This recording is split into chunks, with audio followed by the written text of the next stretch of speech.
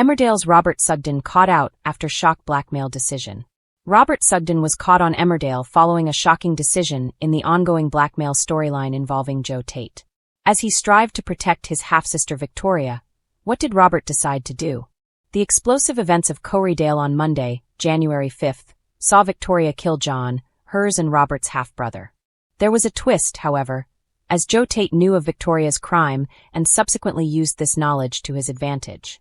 A long aim of his has been to acquire Butler's farm from Moira Dingle, and he concocted a dastardly plan after discovering Celia Danielle's illegal operation. Sensing an opportunity, Joe ordered Robert to plant that evidence and blame Moira. Tonight's, January 8th, installment of the ITV soap began with Robert refusing to follow Joe's demands, though the schemer attempted to persuade him by reminding him of the financials that were at stake.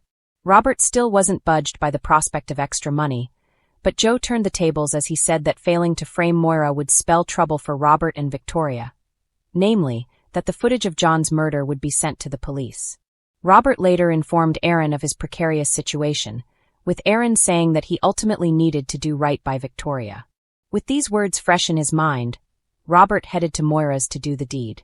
Joe checked up on him to make sure that he was following through with his demands, with Robert being torn over where to plant the envelope. His indecision could prove costly, as a twist occurred. Just as he prepared to make his move, Moira walked in and immediately became suspicious of Robert's actions.